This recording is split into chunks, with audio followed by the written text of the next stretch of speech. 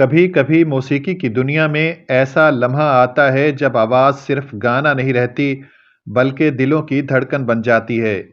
ایک ایسا ہی لمحہ اس وقت پیدا ہوا جب برصغیر کی عظیم گلوکارہ لتا منگیشکر نے حضور نبی کریم صلی اللہ علیہ وآلہ وسلم کی شان میں ایک ایسا کلام گایا کہ سننے والوں کی آنکھیں نم ہو گئیں۔ یہ وہ دور تھا جب فلمی دنیا میں موسیقی اپنے عروج پر تھی۔ بڑے بڑے موسیقار اور شاعر ایسی تخلیقات پیش کر رہے تھے جو صرف فلموں تک محدود نہیں رہتی بلکہ لوگوں کے دلوں میں گھر کر لیتی۔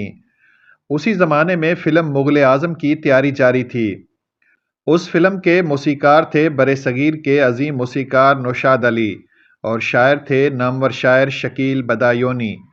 کہا جاتا ہے کہ ایک دن شکیل بدایونی نے حضور صلی اللہ علیہ وآلہ وسلم کی شان میں ایک نہایت خوبصورت کلام لکھا۔ یہ کلام تھا بے کس پہ کرم کیجئے سرکار مدینہ۔ الفاظ اتنے درد اور عقیدت سے بھرپور تھے کہ جب یہ کلام موسیقار نوشاد کے پاس پہنچا تو وہ بھی کچھ لمحوں کے لیے خاموش ہو گئے۔ نوشاد صاحب نے فیصلہ کیا کہ اس کلام کو فلم میں شامل کیا جائے گا، لیکن مسئلہ یہ تھا کہ اسے گائے گا کون؟ اس زمانے میں کئی بڑے بڑے گلوکار موجود تھے، مگر نوشاد کے دل میں ایک ہی آواز گونج رہی تھی اور وہ آواز تھی لتا منگیشکر کی۔ جب یہ کلام لتا جی کے سامنے رکھا گیا تو وہ چند لمحوں تک اسے پڑھتی رہیں۔ کہا جاتا ہے کہ انہوں نے آہستہ سے کہا، یہ تو نعت ہے، اسے بہت احترام کے ساتھ گانا ہوگا۔ ریکارڈنگ کا دن آیا تو اسٹوڈیو کا ماحول بالکل مختلف تھا۔ عام دنوں کی طرح ہنسی مذاق نہیں تھا بلکہ ایک عجیب سی خاموشی تھی۔ سب جانتے تھے کہ آج ایک عام گیت نہیں بلکہ حضور صلی اللہ علیہ وآلہ وسلم کی شان میں کلام ریکارڈ ہونے جا رہا ہے۔ لتا جی نے ریکارڈنگ سے پہلے خاموشی سے چند لمحے آنکھیں بند رکھیں، پھر جیسے ہی موسیقی شروع ہوئی ان کی آواز فضا میں گونجنے لگی۔ بے کس پہ کرم کیجئے سرکار مدینہ۔ کہا جاتا ہے کہ جیسے جیسے یہ کلام آگے بڑھتا گیا اسٹوڈیو میں موجود کئی لوگوں کی آنکھیں نم ہو گئیں۔ الفاظ میں عقیدت تھی اور آواز میں ایسا درد کہ سننے والا خود کو روک نہ سکا۔ جب یہ کلام مکمل ہوا تو کچھ لمحوں تک اسٹوڈیو میں مکمل خاموشی چھائی رہی۔ پھر اچانک کسی کی سسکی سنائی دی۔ یہ سسکی دراصل اس اثر کی گواہی تھی جو اس آواز نے دلوں پر چھوڑا تھا۔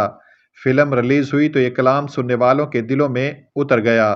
لوگ حیران تھے کہ ایک ہندو گلوکارہ نے حضور صلی اللہ علیہ وآلہ وسلم کی شان میں ایسا درد بھرا کلام کیسے گا دیا کہ مسلمانوں کے دل بھی پگھل گئے۔ بہت سے لوگ کہتے ہیں کہ یہ صرف موسیقی نہیں تھی بلکہ عقیدت اور احترام کا اظہار تھا۔ یہی وجہ ہے کہ آج بھی جب یہ کلام سنا جاتا ہے تو سننے والوں کے دل نرم ہو جاتے ہیں۔ وقت گزرتا گیا، نئی آوازیں آئیں، نئے گیت آئے، لیکن یہ کلام اپنی جگہ قائم رہا۔ یہ صرف ایک فلمی گیت نہیں بلکہ ایک روحانی احساس بن گیا۔ دوستو، دلچسپ بات یہ ہے کہ اس کلام کو لکھنے والے شکیل بدایونی خود بھی نعتیہ شاعری کے لیے مشہور تھے۔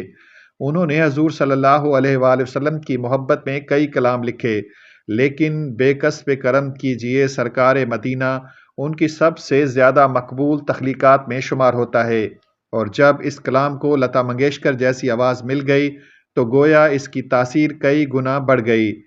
آج بھی جب یوٹیوب یا ریڈیو پر یہ کلام سنائی دیتا ہے تو بہت سے لوگ یہی کہتے ہیں کہ یہ نعت نہیں، ایک احساس ہے، ایک دعا ہے۔ یہی وجہ ہے کہ اس کلام کو سن کر بہت سے لوگ جذباتی ہو جاتے ہیں۔ کئی لوگوں کے مطابق لتا جی نے اس کلام کو جس عقیدت کے ساتھ گایا وہ واقعی قابل تعریف ہے۔ یہ واقعہ ہمیں ایک خوبصورت سبق بھی دیتا ہے۔ موسیقی اور محبت کی زبان کسی مذہب یا سرحد کی محتاج نہیں ہوتی۔ جب دل میں احترام اور عقیدت ہو تو آواز بھی عبادت بن جاتی ہے، اور شاید یہی وجہ ہے کہ جب لتا منگیشکر نے یہ نعتیہ کلام گایا تو سننے والوں کے دل بھیگ گئے اور واقعی ایسا محسوس ہوا کہ لتا نے نعت پڑھی تو سارا عالم رو پڑا۔ ناظرین، آخر میں چھوٹی سی گزارش، اگر آپ نے ابھی تک ہمارے چینل کو سبسکرائب نہیں کیا تو محبت کے ساتھ سبسکرائب کر دیں۔ شکریہ، اللہ حافظ۔